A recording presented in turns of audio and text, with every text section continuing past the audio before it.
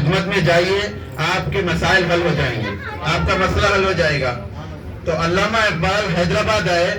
حیدرآباد آنے کے بعد حضرت منشی صاحب قبلہ کے دربار میں حاضر ہوئے۔ حضرت باقید حیات تھے، حضرت کی صحبت میں بیٹھے۔ علامہ اقبال خود لکھ رہے ہیں کلیات اقبال میں یہ بات موجود ہے۔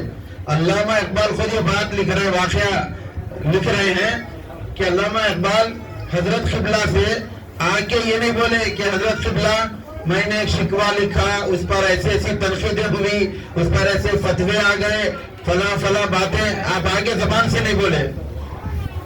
علامہ اقبال آگے عرض نہیں کرے، بولے نہیں، صرف حضرت منشی صاحب قبلہ کے دربار میں آگے آپ کے سامنے دو زانوں بیٹھ گئے، صرف بیٹھے ہوئے ہیں، اور منشی صاحب قبلہ کو علامہ اقبال کے دل کی کیفیت معلوم ہو گئی، اور علامہ اقبال کے طرف دیکھتے ہوئے حضرت منشی صاحب قبلہ فرما رہے ہیں کہ کچھ لوگ ایسا لکھتے ہیں، انہیں ایسا نہیں، ایسا لکھنا چاہیے، ایسا نہیں، ایسا کہنا چاہیے، اس طرح کے شکوے کرتے ہیں، ایسا نہیں کرنا چاہیے، ایسا کرنا چاہیے، ایسا بولنا چاہیے، ایسا لکھنا چاہیے۔ یہ ساری باتیں حضرت منشی صاحب بولتے گئے، علامہ اقبال سنتے گئے، اور جب بات تمام ہو گئی تو علامہ اقبال حضرت کے قدموں میں گر گئے اور بولنے لگے، اے منشی صاحب قبلہ، آج مجھے یقین آ گیا آپ اللہ کے کامل ولی ہیں، میں نے کچھ بولا نہیں، لیکن آپ نے میرے سارے شکوے کا جواب میرے ذہن و فکر میں ڈال دیا۔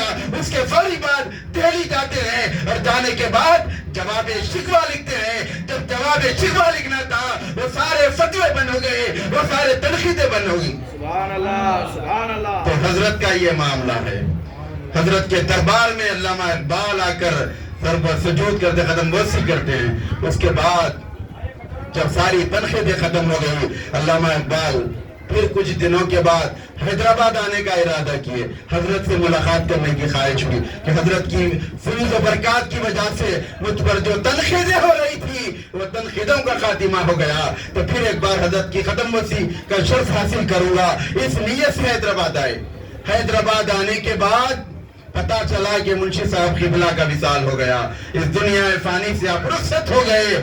تو کسی نے کہا کہ آپ کا وصال ہو گیا، لیکن آپ کے خلیفہ خاص واحد خلیفہ سلطان الواعظین صوفی عبد القادر راز رحمت اللہ علیہ موجود ہیں، ان سے ملاقات کر لے۔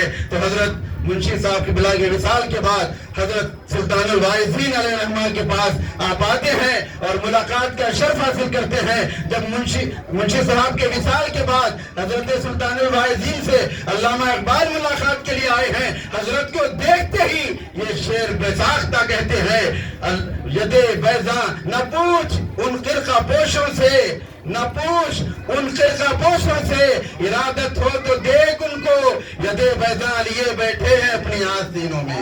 حضرت سلطان الواعظین کو دیکھ کر یہ شعر آپ نے لکھا۔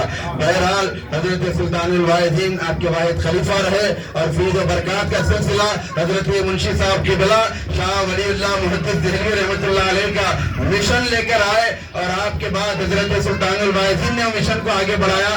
آج حضرت منشی صاحب قبلہ کے سلسلے طریق کے مریدین، معتقدین، متوسلین دنیا کے کونے کونے میں موجود ہے، سری لنکا میں ہے، تمل ناڈو میں ہے، کیرلا میں ہے۔ یہ حضرت منشی صاحب قبلہ کا ہی فیض ہے کہ دنیا کے کونے کونے میں صوفی منزلیں نظر آ رہی ہے، یہ حضرت ہی کا فیض ہے۔ حضرت سجاد